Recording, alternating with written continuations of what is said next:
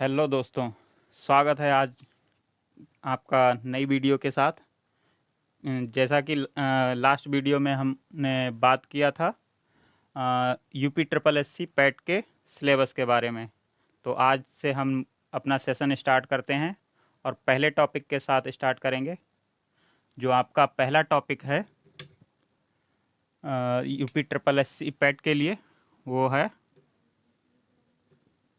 पूर्ण संख्या। आज डिटेल से हम बात करेंगे इस पूर्ण संख्या के बारे में। तो शुरू करते हैं। जो पहला टॉपिक है उसे बोलेंगे हम दार्शनिक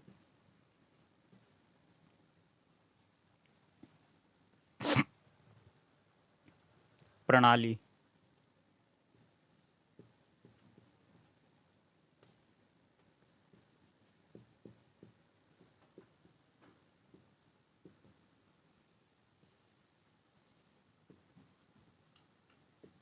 डेसिमल सिस्टम।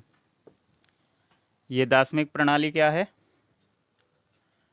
जो हम संख्या पद्धति पढ़ते हैं, आमतौर पे जोड़, घटाने, गुणा, भाग के लिए जो जिन अंकों का प्रयोग किया जाता है, जो 10 अंकों का प्रयोग किया जाता है, 0, 1, 2, 3, 4, 5, 6, 7, 8, 9, इसे ही हम कहते हैं दार्शनिक प्रणाली या डेसिमल सिस्टम। इसे हिंदी अरेबिक सिस्टम भी कहा जाता है। अब इसी में आता है हमारा इकाई, दहाई, सैकड़ा। ये तो सभी जानते हैं। तो इकाई, दहाई, सैकड़ा पढ़ने के लिए हम दाएं से बाएं की ओर पढ़ते हैं। इकाई, दहाई,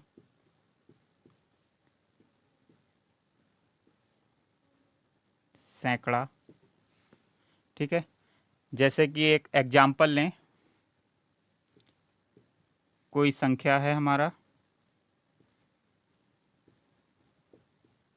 इसमें अगर स्थान पूछा जाए तो दाईं ओर से हम काउंट करेंगे। इकाई, दहाई, सैकड़ा, हजार, 10,000। तो इस तरह से हम किसी भी संख्या में इकाई, दहाई को हम ज्ञात कर सकते हैं।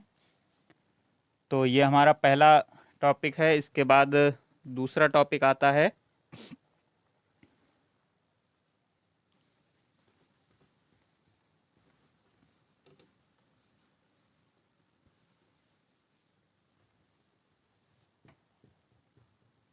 वास्तविक मान।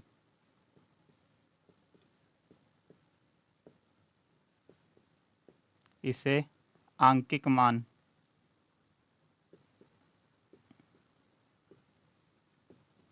भी कह सकते हैं। आंकिक मान, किसी भी अंक का जो आंकिक मान है वो सदैव वही रहता है। जैसे कोई संख्या है 7, 8, 6, 3। इसमें अगर पूछा जाए 8 का आंकिक मान क्या है, तो 8 का आंकिक मान 8 ही रहेगा। किसी भी संख्या का जो आंकिक मान होता है वो सदैव सेम रहता है। इसीलिए इसे वास्तविक मान भी कहते हैं, संख्या का वास्तविक मान। इसके बाद आता है आपका स्थानीय मान। स्थानीय मान, स्थानीय मान, प्लेस वैल्यू। प्लेस वैल्यू किसी भी संख्या में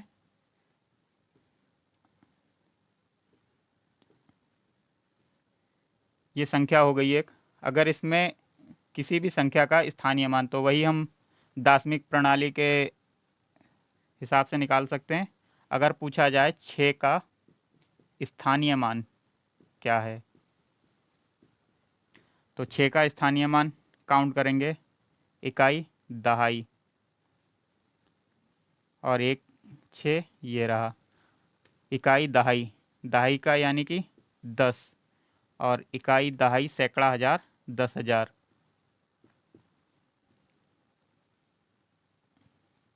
तो इसकी वैल्यू हो गई 60 और ये हो गया 60,000।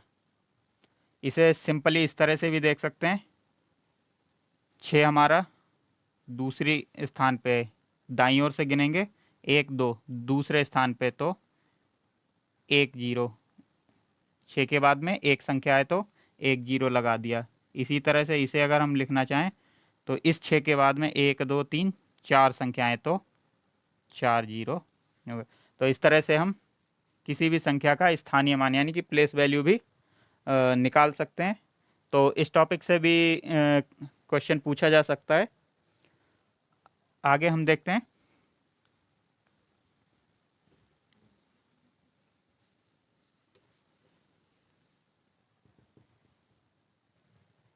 संख्या के प्रकार।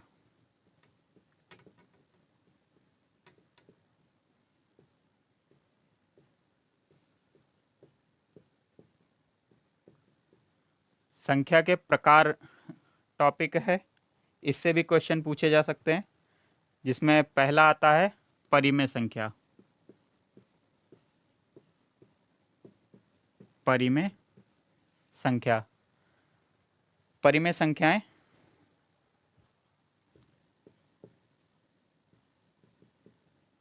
रेशनल वैल्यू, ओ सॉरी, नंबर। परिमेय संख्याएं कौन सी होती हैं?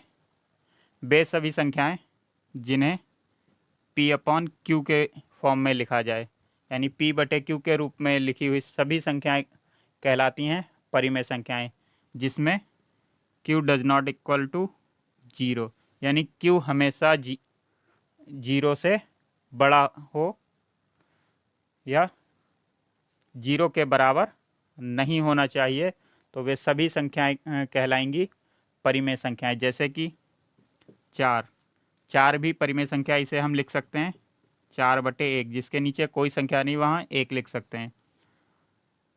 -3, -3 को भी हम लिख सकते हैं -3/1।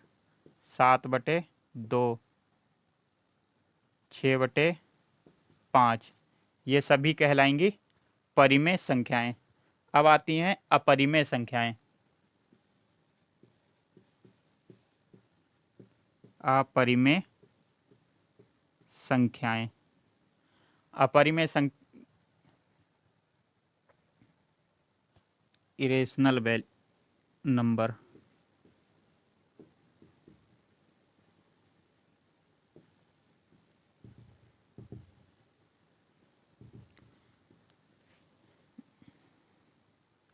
वे संख्याएं जो p/q की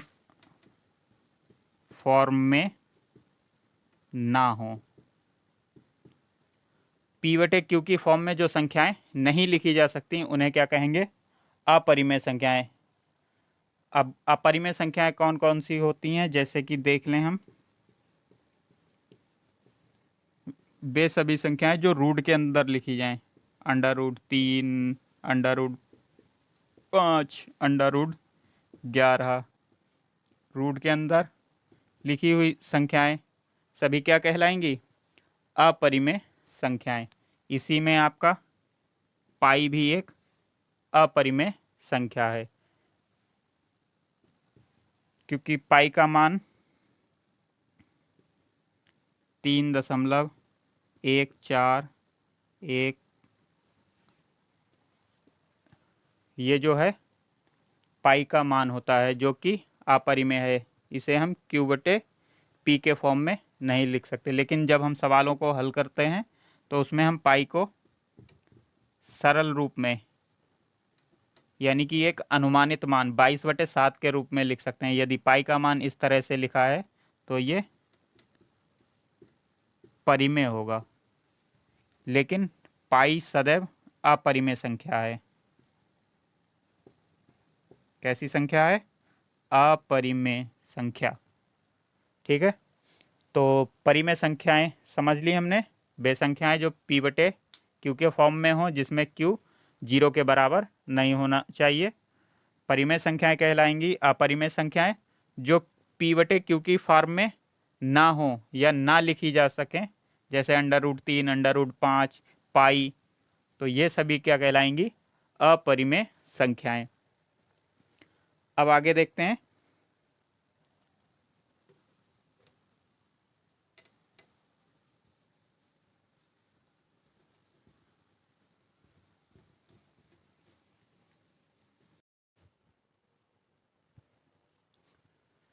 नेक्स्ट आती है आपकी वास्तविक संख्याएं यानी कि रियल नंबर।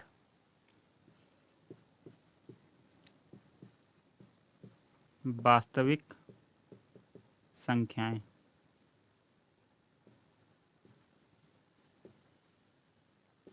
रियल नंबर क्या होते हैं? रियल नंबर सभी परिमेय संख्याएं और अपरिमेय संख्याएं को अगर मिला दिया जाए तो वो बन जाते हैं वास्तविक नंबर यानी कि रियल नंबर।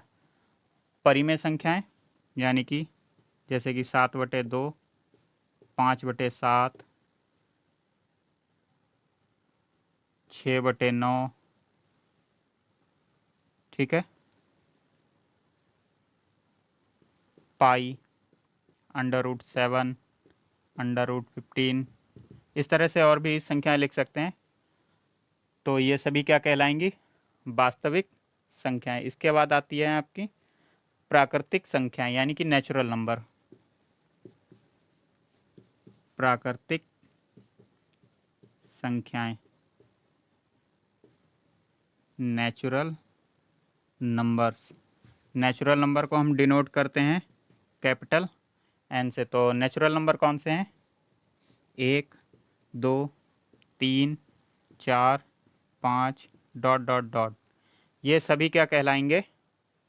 प्राकृतिक संख्याएं यानी कि नेचुरल नंबर। 1 से लेकर अनंत तक की सभी संख्याएं नेचुरल नंबर कहलाती हैं। अगला आता है आपका पूर्ण संख्याएं। पूर्ण संख्याएं होल नंबर, इसे हम W से डिनोट करते हैं। प्राकृतिक संख्याओं में अगर हम 0 को मिला दें यानी कि सभी प्राकृतिक संख्याओं के साथ में 0 को रख दें तो वो बन जाती हैं होल नंबर यानी कि पूर्ण संख्याएं। एक बार फिर से देख लीजिए। वास्तविक संख्याएं सभी परिमेय और अपरिमेय, सभी परिमेय और अपरिमेय संख्याएं मिलके क्या बन जाती हैं? वास्तविक संख्याएं यानी कि रियल नंबर कहलाती हैं। प्राकृतिक संख्याएं नेचुरल नंबर, इसे n से डिनोट करते हैं। 1 से लेके अनंत तक की सभी संख्याएं जो हैं वो प्राकृतिक संख्याएं कहलाती हैं। उसके बाद आता है पूर्ण संख्याएं यानी कि होल नंबर, इसे W से डिनोट करते हैं। सभी प्राकृतिक संख्याओं में 0 को मिला दिया जाए तो वो बन जाता है होल नंबर यानी कि पूर्ण संख्याएं। आगे आ जाता है आपका पूर्णांक।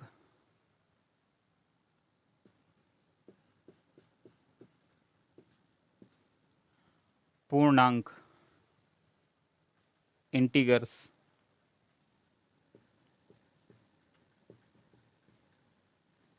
इंटीगर। पूर्णांक में आपके दो पूर्णांक आ जाएंगे, धन पूर्णांक और ऋण पूर्णांक।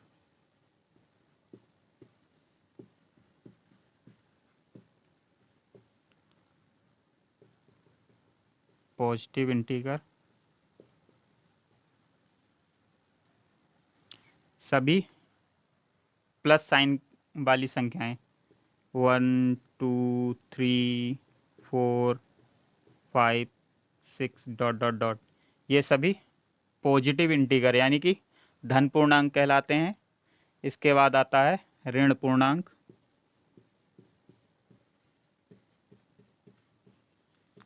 यानी कि निगेटिव इंटीगर। निगेटिव इंटीगर यानी कि सभी संख्याओं में माइनस साइन के साथ लिख देने पर ये बन गई माइनस इनफाइनाइट तक। ये सभी कहलाएंगे ऋण पूर्णांक यानी कि निगेटिव इंटीगर।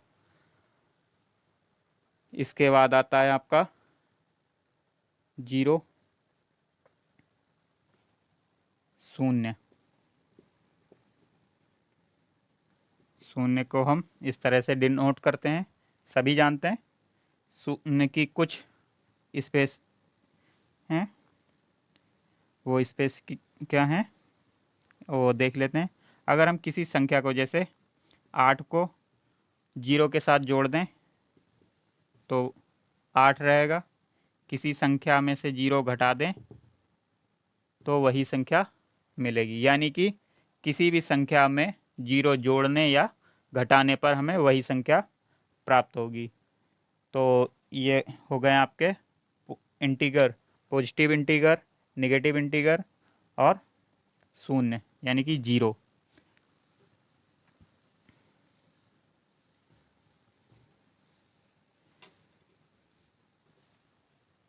ये हो गए आपके संख्याओं के प्रकार। इसके बाद जाता है आपका सम संख्याएं। ये इम्पोर्टेंट है, ध्यान से समझ लीजिए। सम संख्याएं, सम संख्याएं कौन सी होती हैं? सम को हम इंग्लिश में बोलते हैं इवन नंबर। क्या बोलते हैं? Even number.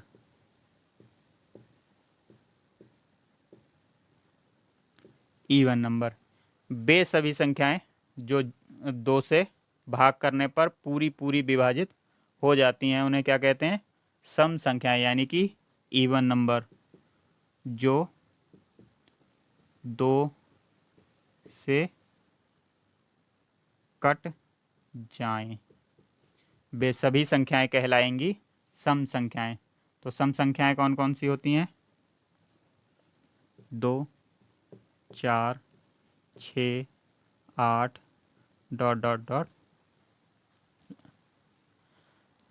अब इन सभी में क्या है? 2 का डिफरेंस है। किसी भी सम संख्या में जैसे 4 में हम क्या कर दें? 2 जोड़ दें तो हमें उसके आगे वाली यानी अगली सम संख्या प्राप्त हो जाएगी।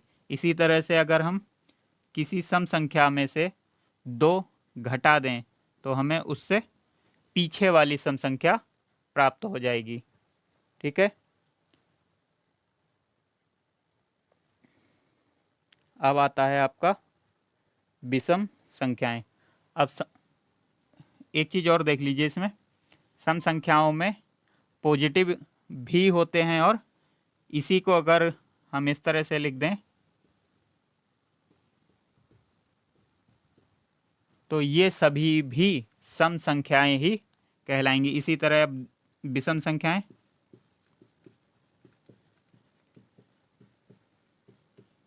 विषम संख्याएं यानी कि ऑड नंबर। ऑड नंबर क्या होते हैं? वे सभी संख्याएं जो 2 से पूरी तरह ना कटें, वे सभी संख्याएं क्या कहलाएंगी? विषम संख्याएं यानी कि ऑड नंबर। जैसे कि 1, 3, 5, 7, 9, ये सभी क्या कहलाएंगी? विषम संख्याएं। अब इन्हें इस तरह से भी लिख सकते हैं -1, -3, -5, -7, ये सभी भी विषम संख्याएं ही कहलाएंगी। और सम संख्याओं की ही तरह किसी भी विषम संख्या में 2 जोड़ने पर उससे आगे वाली विषम संख्या प्राप्त होती है और किसी विषम संख्या में 2 घटाने पर उससे पहले वाली विषम संख्या प्राप्त हो जाएगी। तो सम संख्याएं और विषम संख्याएं समझ गए सभी लोग? बाकी स्क्रीनशॉट लेते रहें। अगर कोई दिक्कत हो तो कमेंट में ज़रूर पूछें। आगे बढ़ते हैं हम।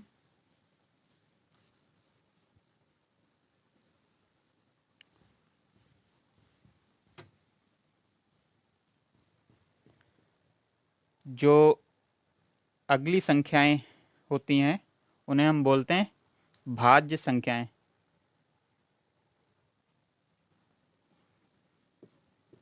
भाज्य संख्याएं।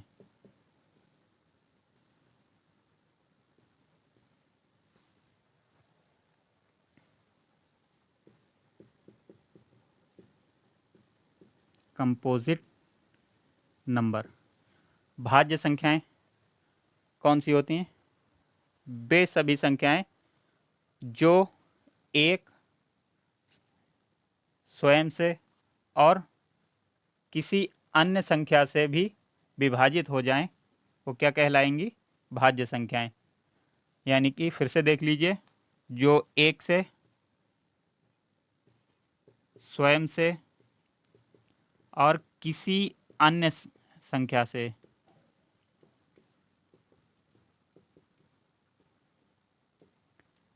क्या हो जाएं? डिवाइड हो जाएं, वो सभी क्या कहलाएंगी? भाज्य संख्याएं कहलाएंगी। अब भाज्य संख्याएं कौन कौन सी होती हैं?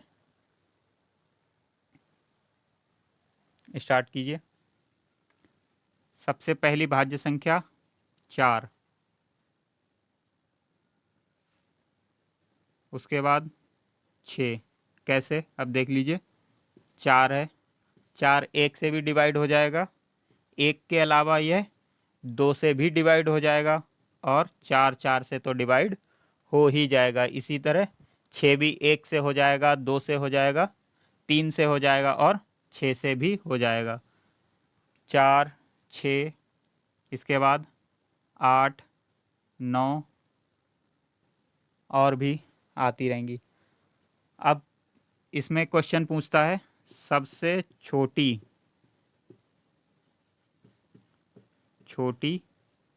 भाज्य संख्या बताइए।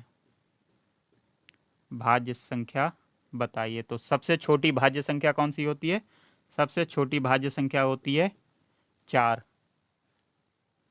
इसी तरह से क्वेश्चन एक दूसरा भी पूछ लेता है, सबसे छोटी विषम भाज्य संख्या बताइए। कौन सी? विषम भाज्य। तो सबसे छोटी विषम भाज्य संख्या देख लीजिए, 4 सम है, 6 भी सम है, 8 भी सम है। सबसे छोटी विषम संख्या 9। तो ये छोटे छोटे क्वेश्चन पूछ लेता है कभी कभी। सबसे छोटी भाज्य संख्या 4, सबसे छोटी विषम भाज्य संख्या 9 हो गई। अब आता है अभाज्य संख्याएं। अभाज्य संख्याएं यानी कि प्राइम नंबर। प्राइम नंबर को देखते हैं हम।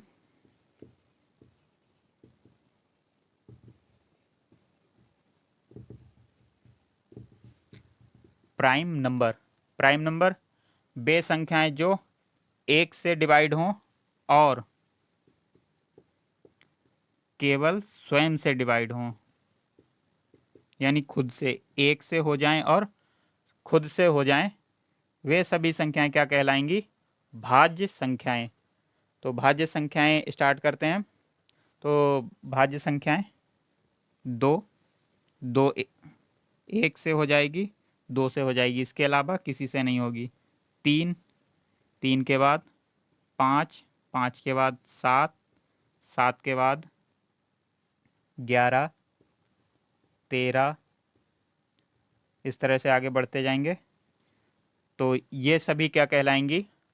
अभाज्य संख्याएं यानी कि प्राइम नंबर। यानी कि वे संख्याएं जो एक से डिवाइड हो जाएं और केवल स्वयं से डिवाइड होंगी, वे सभी संख्याएं अभाज्य संख्याएं कहलाएंगी। इसमें क्वेश्चन अगर पूछ लेता है सबसे छोटी अभाज्य संख्या, तो सबसे छोटी अभाज्य संख्या 2। इसी में एक क्वेश्चन और पूछ लेता है सम अभाज्य संख्या, सम अभाज्य संख्या वो भी दो ही है। केवल दो ही एक ऐसी संख्या है जो सम भी है और अभाज्य संख्या भी है। तो ये दो क्वेश्चन कहीं पे पूछ लेता है, इंपॉर्टेंट क्वेश्चन है, इन्हें बिल्कुल नोट करें। अब आता है हमारा नेक्स्ट, तो इसका स्क्रीनशॉट ले लें आप, ज़रूरत हो तो। आगे बढ़ते हैं।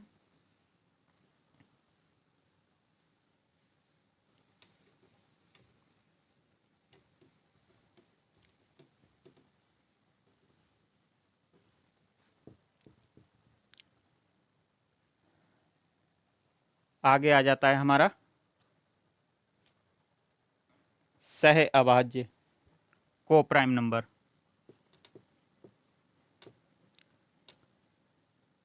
सह अभाज्य संख्याएं को प्राइम नंबर। सह अभाज्य संख्याएं क्या होती हैं? जैसे कि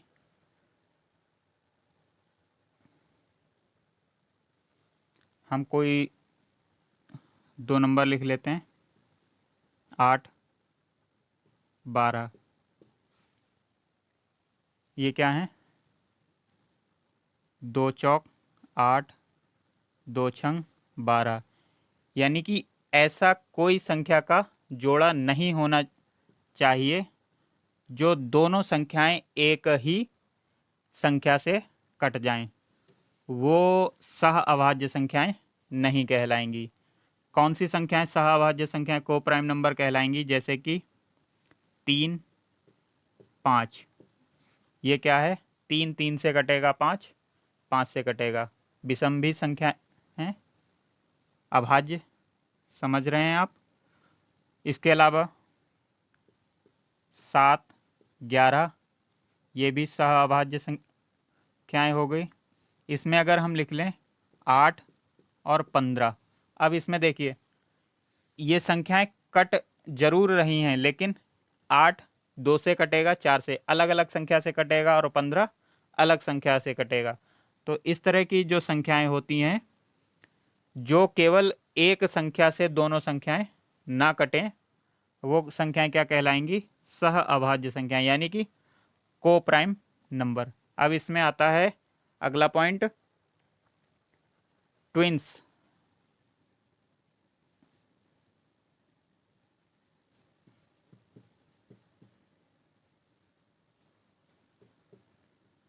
जुड़वा अभाज्य, ट्विंस प्राइम।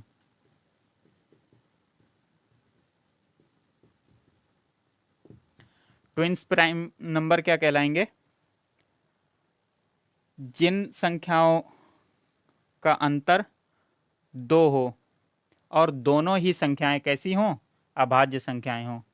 जिन संख्याओं का अंतर क्या हो? 2 हो और दोनों ही संख्याएं अभाज्य हों, वो कहलाएंगी जुड़वा अभाज्य, यानी कि ट्विंस प्राइम। जैसे कि 3 और 5, ये 2 का अंतर है।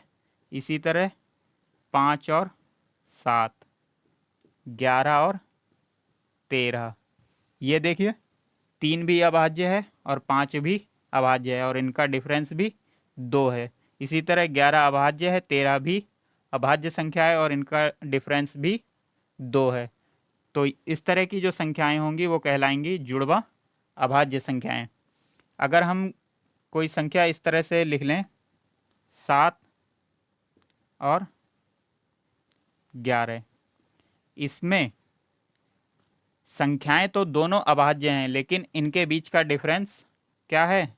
2 से ज़्यादा है। तो ये संख्या जो है जुड़वा अभाज्य यानी ट्विंस प्राइम नहीं कहलाएगी। नेक्स्ट आती है आपकी संपूर्ण संख्याएं। संपूर्ण संख्याएं यानी कि परफेक्ट नंबर। क्या होते हैं ये परफेक्ट नंबर? तो एक एग्जाम्पल देके मैं आपको समझाता हूँ, फिर बताता हूँ।